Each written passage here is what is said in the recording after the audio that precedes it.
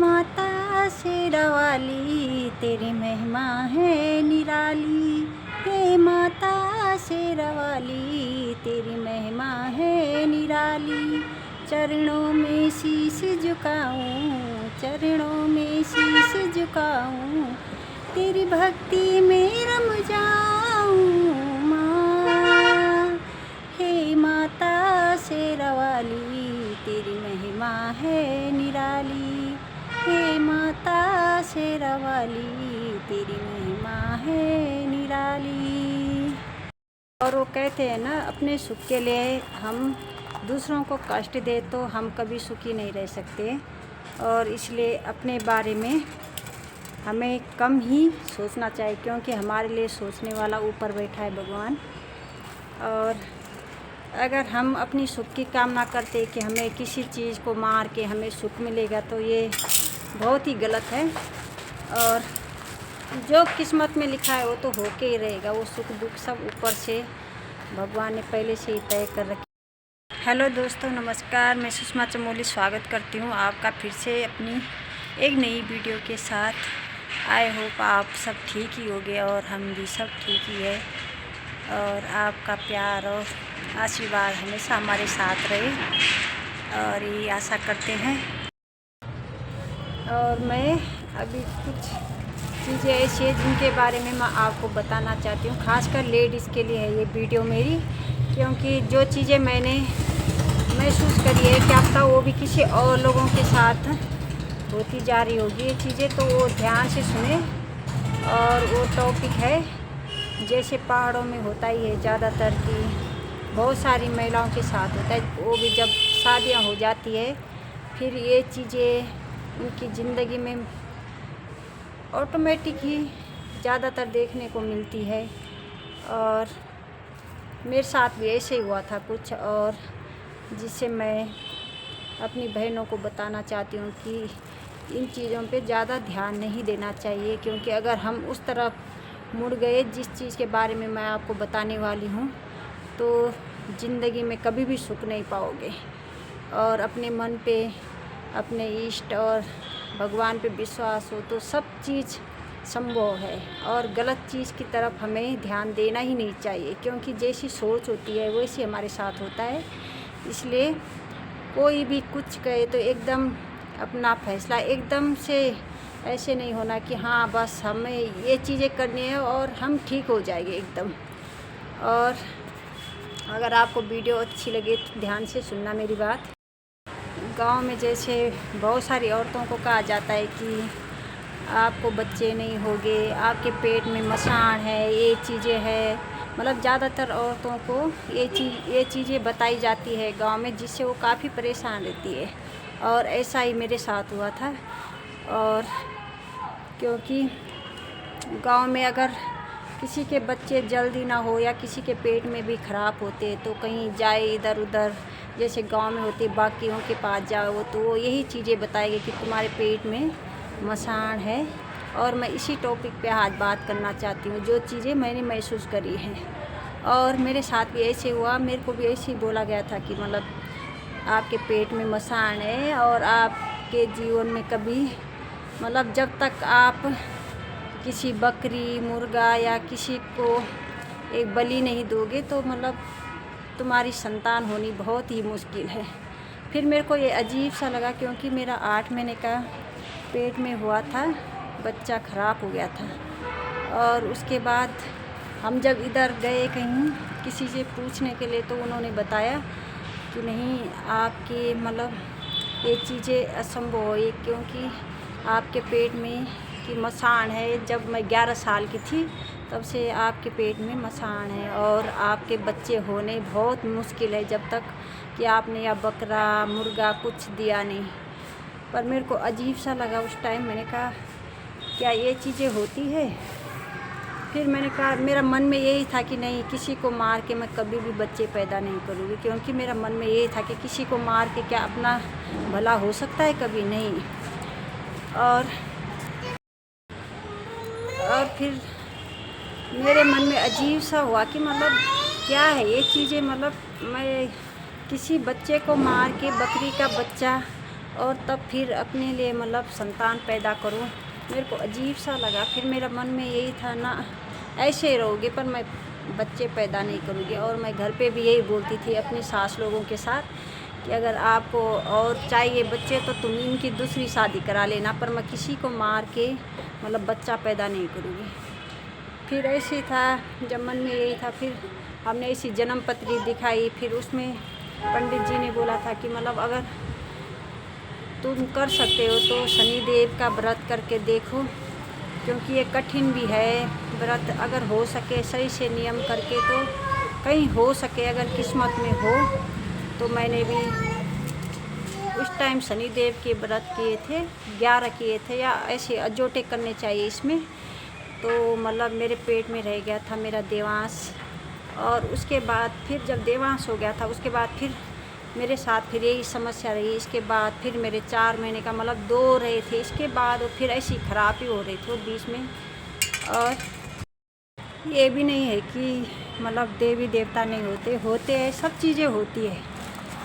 मसान होते, भूत होते, भगवान होते, देवी देवता सब होते हैं। फिर भी इन सबसे बड़ी चीज़ें है भगवान जी, जिसने ये सृष्टि रची है। और हमें उन पे विश्वास होना चाहिए और हमेशा सोचे ही रहनी चाहिए कि जो भी होगा अच्छा होगा। बस हम अच्छे कर्म करें और किसी के बारे में गलत ना सोचे और किसी को दुख ना दे। और कोशिश यही करनी चाहिए हमारी वजह से कोई दुखी ना रहे। बस तब देखना आप सब चीज़ अपने आप सही होता है। और अगर अपनी सुख की कामना के लिए हम किसी और को दुख दे तो कभी भी सुखी नहीं हो सकता है। क्योंकि मैंने ये चीज़ें महसूस करी है और होता है ये सब, क्योंकि जिन पे ये चीज़ें है, जिनको कोई बोलता है कि हाँ इनके उसमें मसान का है, तो हाँ मेरे साथ ही था ही ऐसे तो होता है। क्योंकि शादी से पहले भी मैं कभी भी जैसे रात को सोती हूँ तो मैं मतलब बिना लाइट के मैं सो ही नहीं पाती थी। पता नहीं क्या हो जाए, जैसे लाइट बंद कर दो तो मतलब अजीब सा ऐसे लगता था किसी ने मेरा मुंह फेर लिया। तो हमेशा मैं लाइट जला के रखती हूँ। और लाइट ना हो तो मतलब मोबाइल का टॉर्च, फिर भी उजाला चाहिए था मुझे अंदर। तो मतलब मैं भी बहुत परेशान ही रही इस वजह से।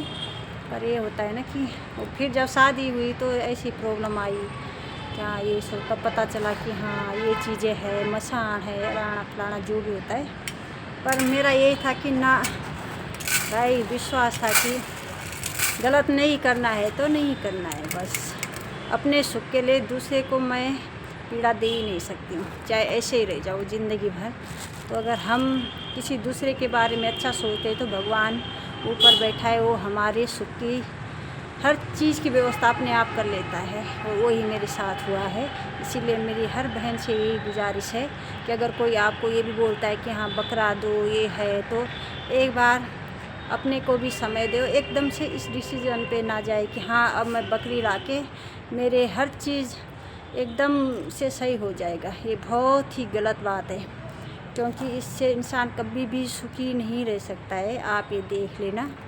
और मेरी बात अगर आपको अच्छी लगे तो बताना। मुझे विश्वास था कि देवी माँ मेरी ज़रूर सुनेगी, क्योंकि वो हमारी कुल देवी भी है। और वैसे माता रानी की कृपा जिन पे हो जाए वो तो हमेशा सुखमय ही रहते, ये आप सभी को पता ही होगा।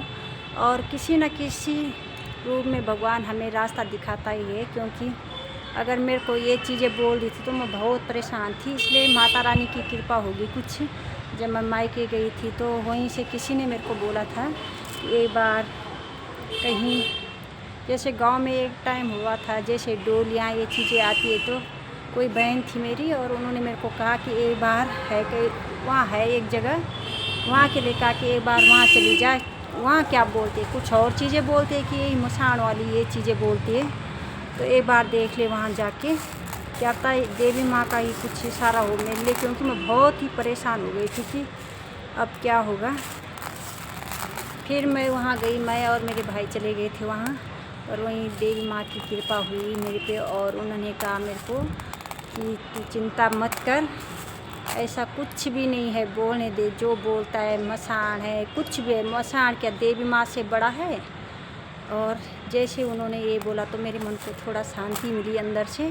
तो मेरे मन में यही था कि अब तक देवी माँ की कृपा है कुछ कि मैं इस रास्ते मुड़ गई, नहीं तो मेरी माँ भी मेरे को बोल रही थी कि यार जब बोल रखा है कि बकरी देने को या दे अगर, मैंने कहा नहीं नहीं, बकरी के लिए तो मेरा मना ही था कि मतलब ही नहीं, पर होता है ना, वो अंदर से परेशान भी थी मैं कि अब क्या होगा।